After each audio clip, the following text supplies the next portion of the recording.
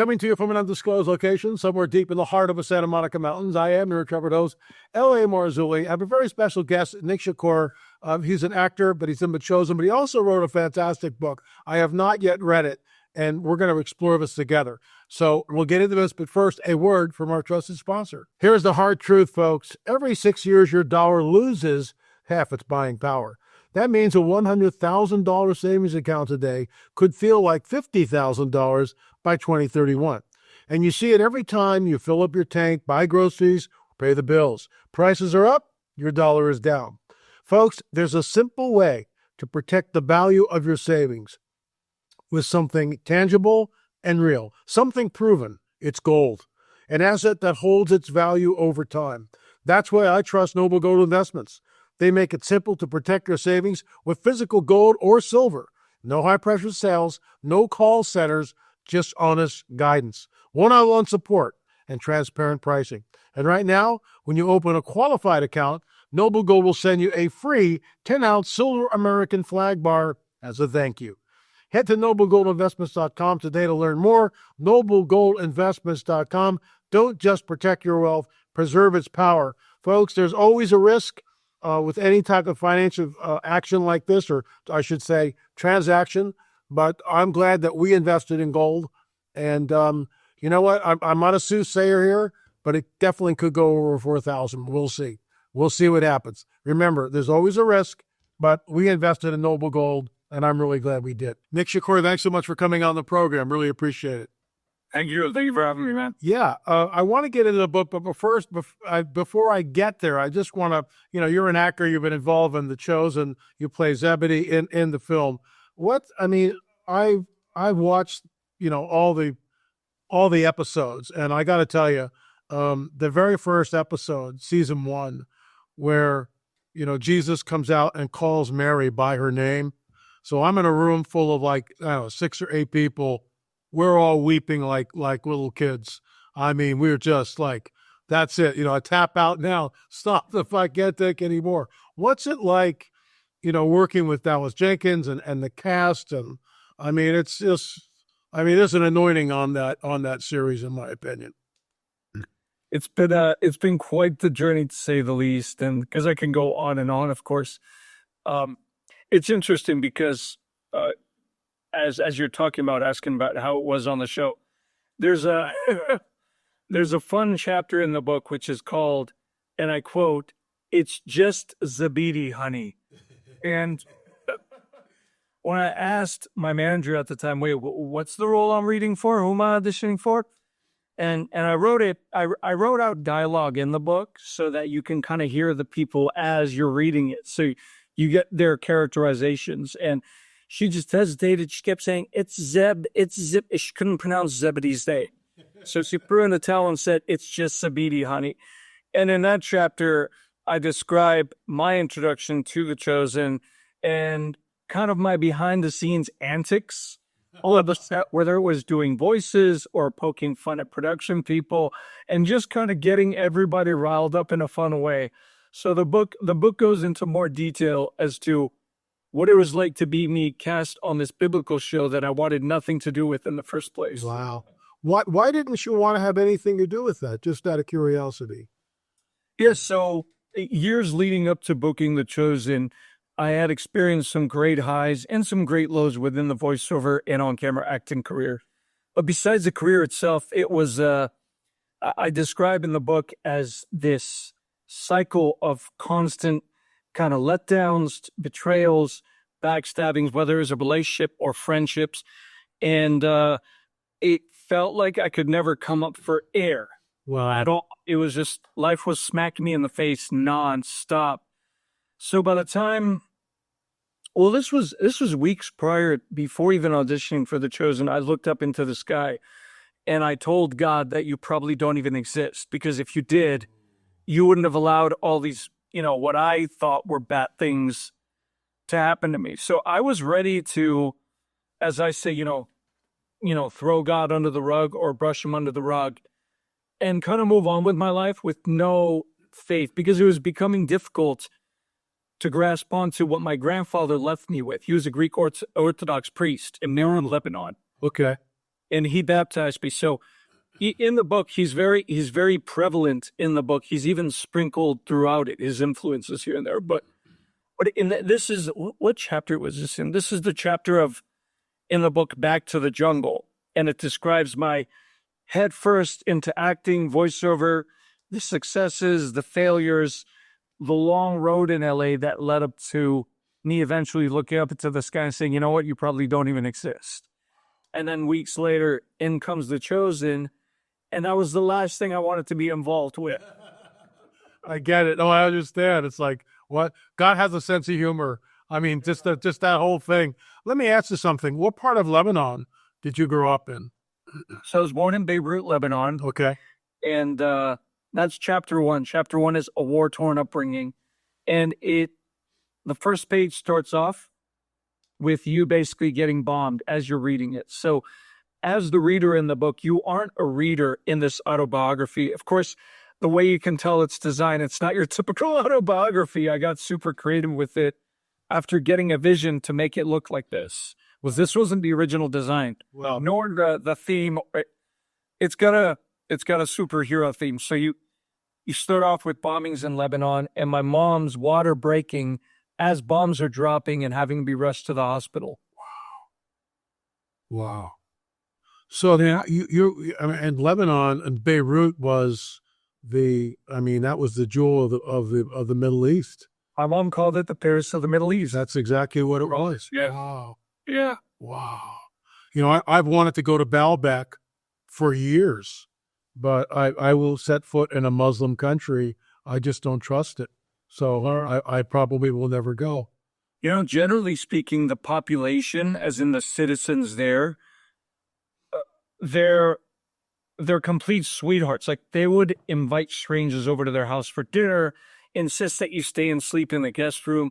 But of course, there's a lot of volatility going on there, and it's not, it's touch and go. Wow. So, you call the book Transformer, Awakening from a Spiritual Coma. And the title is it just immediately grabs you, So, okay, so you're raising your hands, you're in Los Angeles, and I get it. I'm in Los Angeles too. I chased a rock and roll carrot before I became a born again Christian. That's 45 years ago. But I was in recording studios, and I had managers and and always looking for that brass ring and never quite getting there. And I too, like you, just I became agnostic. And then at 30 years old, I gave my life to Jesus, and it's never been the same. Tell us your journey. What happened? I mean, how did this transformation happen? It's interesting. So the kickoff point to it starts in the chapter which is called "Is This Love?" And so that's where I meet what I thought was the love of my life, openly talking about marriage. A lot of interesting hijinks went on in that chapter. A lot of people that have already kind of read parts of the book, they've given me feedback like, is everything in the book real? Like, everything? Yeah. I don't think you made any of it up, because I can sense it's real, but it sounds really made up. I really wish it was fiction. It's not. Everything is this breakup that kind of tears me away from my true self and plunges me into darkness sets a pattern of loss, shock, betrayal, backstabbings, and this cycle replays over and over again for many, many years. And so here I am kind of going through life, not understanding why all this is coming at me nonstop. Meanwhile, I've lost sight of who I am. I've completely lost sight of myself. Some of the other actors on The Chosen have said, they were in a really tough place career-wise, and, all these things. Then The Chosen came and was like their saving grace for an acting career. What I love what God did with my story, which is different than a lot of the other actors on the show, is that he showed something with my story, meaning when the audition for The Chosen came along, I was voicing an animated series called Care Bears Unlock the Magic. So I was doing the voice of Grumpy and Tender Bears. I started off in voiceovers. I had no desire really to be a well-known. There's something weird about being recognizable, but here we are right now at this point. but something I promised myself that even if I did become a recognizable actor, I would never let that change who I am. In interviews, in meeting people, I don't have the energy to create a public persona. I just don't have the time for it. I'm not getting paid enough to do that. But I was voicing an animated series, a hit animated series, and it was my dream to voice a lead in an animated series. Wow. And I got it. I got to voice 2 leads. And that was unbelievable. And I loved Care Bears as a kid. So what I'm trying to say is I can't say that I was in a career low point.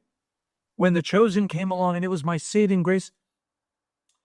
But again, that was all orchestrated by God to show me that you can reach the pinnacle of, say, you booked it. You got, you did a full season of that animated series that went on for 1 season, but you did it for 9 months. You were in recording studio. You were doing this. You were doing that. You went to Comic-Con. Rumpy Bear became a fan favorite.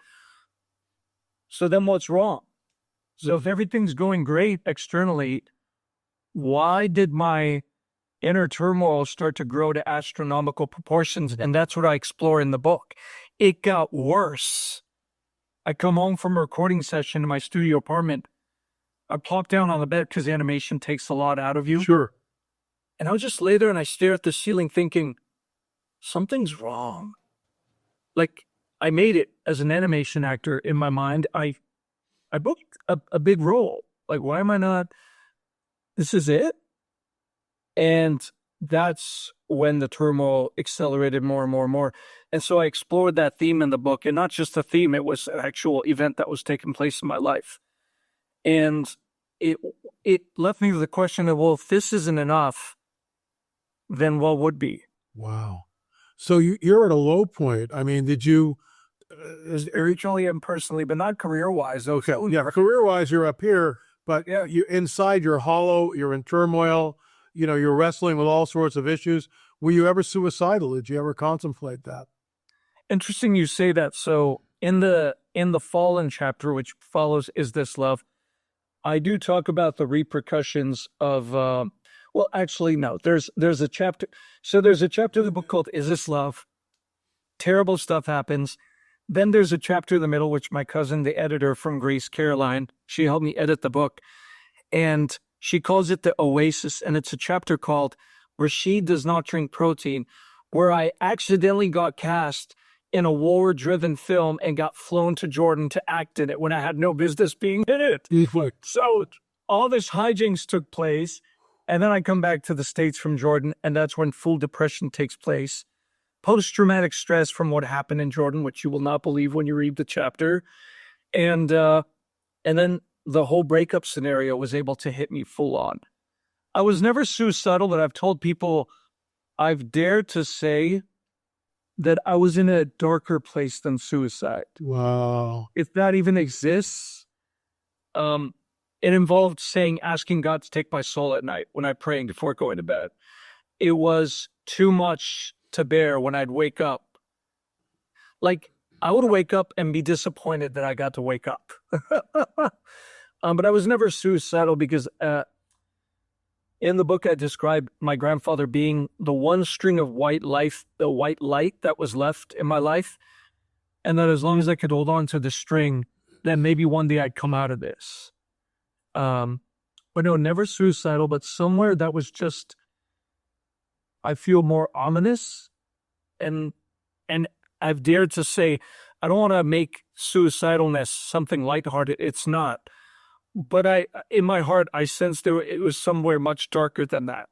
Wow. Like you just don't know what to do. Right. Okay. So now you're in the nadir. You're at the bottom. Everything is dark. Nothing is working. I mean, your career is working, but inside your soul.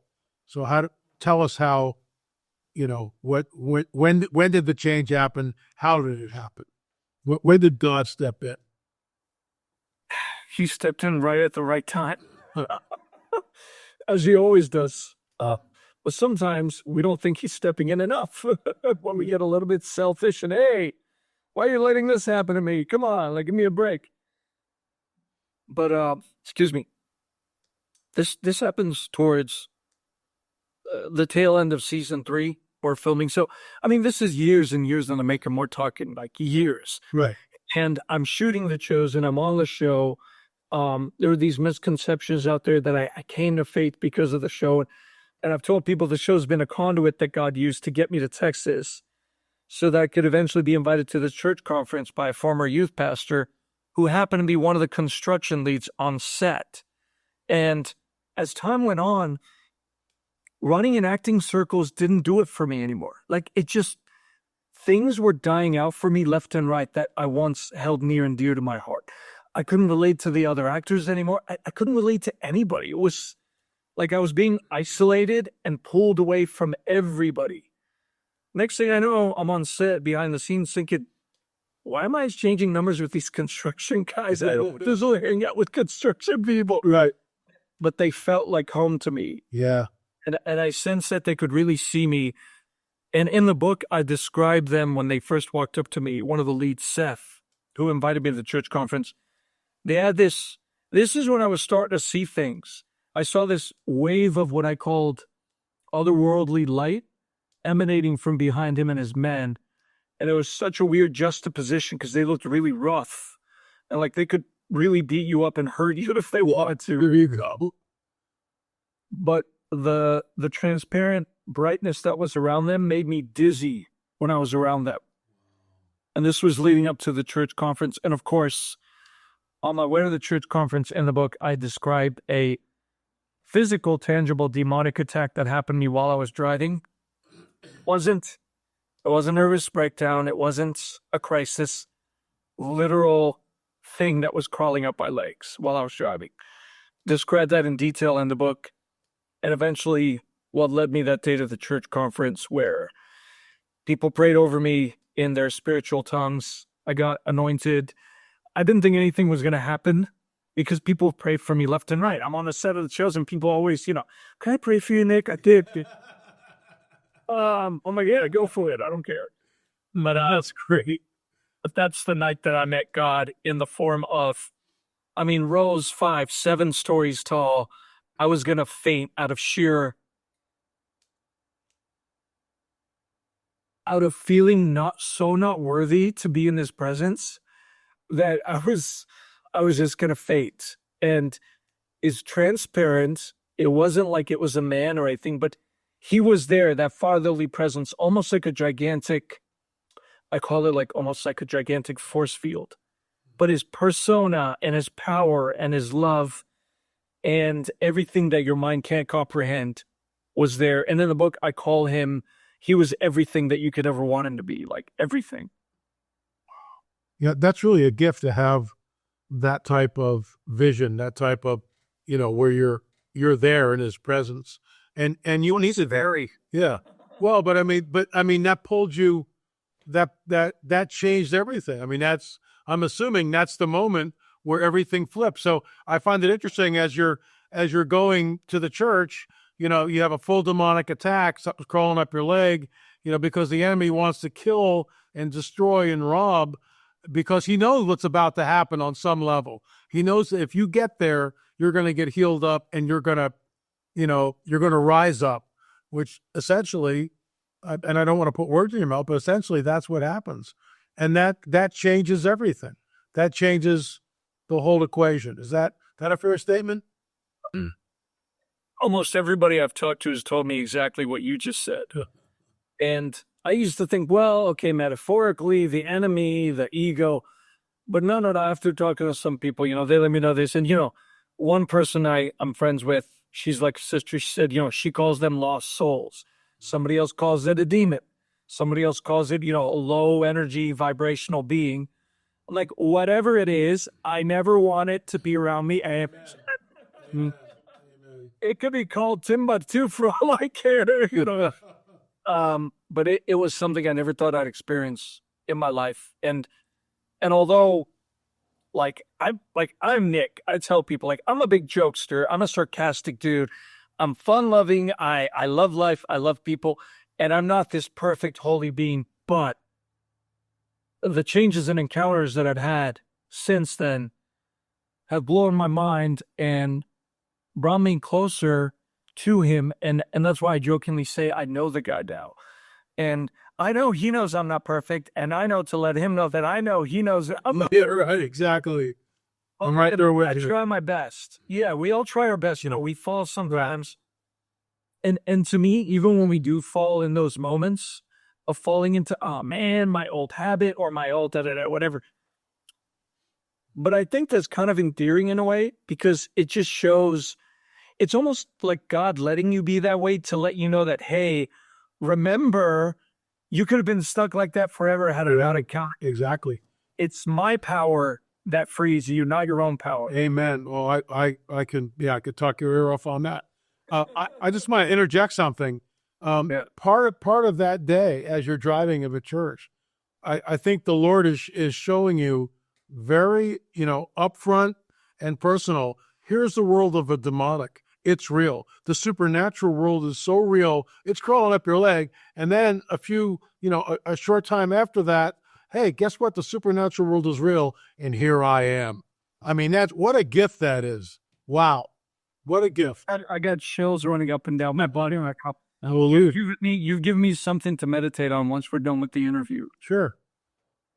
And you've got my email. You can always bounce things off, not on the record if you so choose to.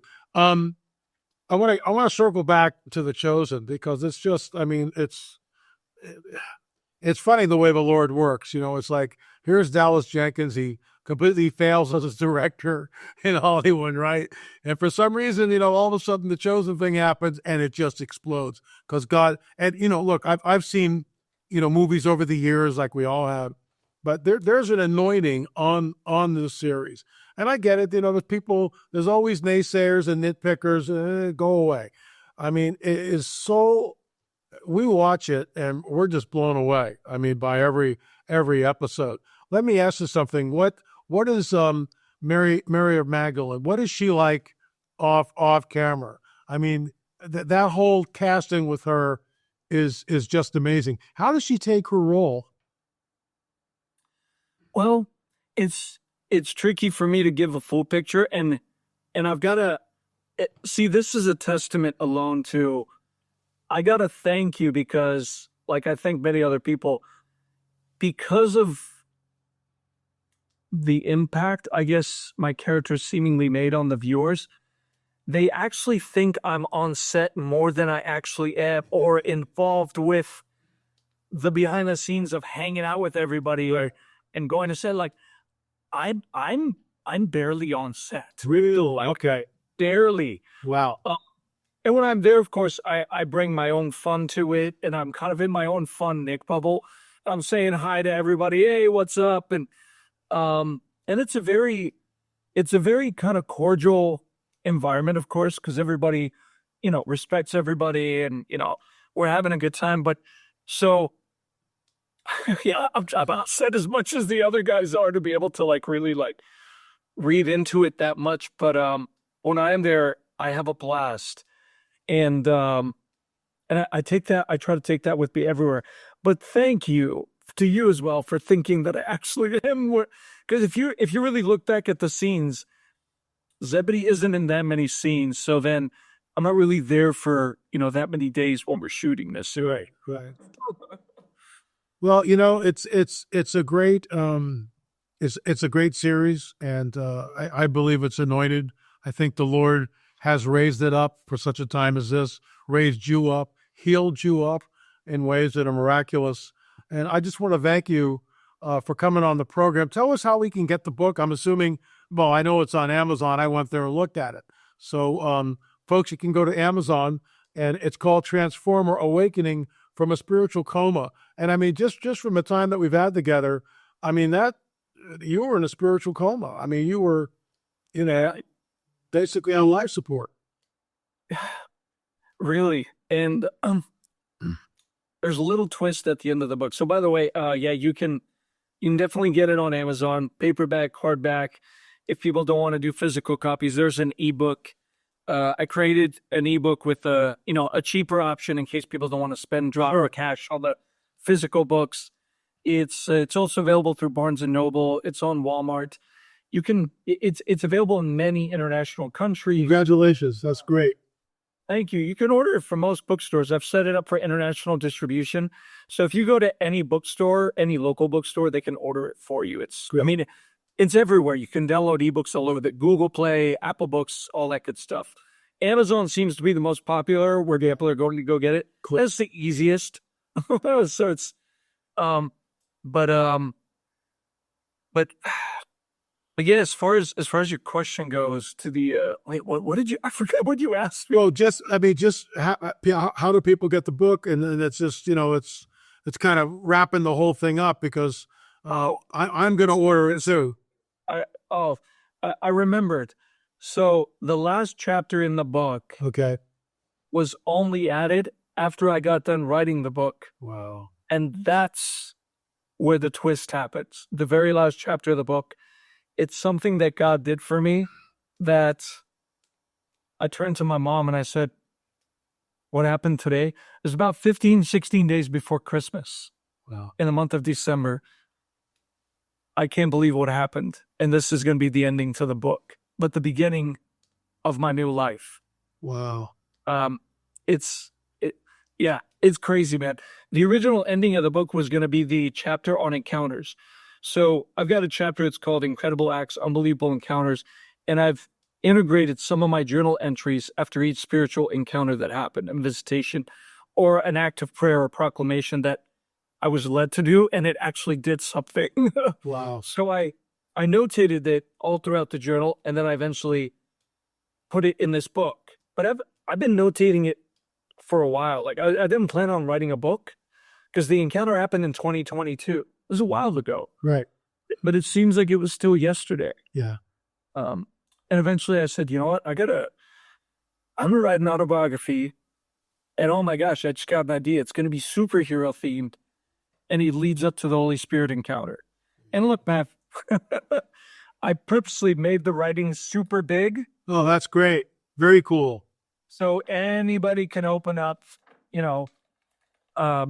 anybody that, has trouble, reading small print or anything like that. It's super easy. And I wanted to invite everybody into my family and into this journey. So that way they feel like they're living it with me instead of just reading about it. Wow. Nick Shakoour, everybody. Nick, thanks so much for coming on the record. Really appreciate it. Folks, you can go to Amazon, check it out, Transformer, Awakening from a Spiritual Coma. We basically whetted your appetite here. I'm going to order the book. I have not read it yet, but I'm going to order it. And it's just another testimony of what the Lord can do in all of our lives. Nick, thanks so much for coming on the record. Really appreciate it. Thank you, man. Thanks so much. It was a pleasure. You got it. Folks, that's it for today. We'll be back again tomorrow with another show. Hit the subscribe button, and we'll talk again soon. God bless you.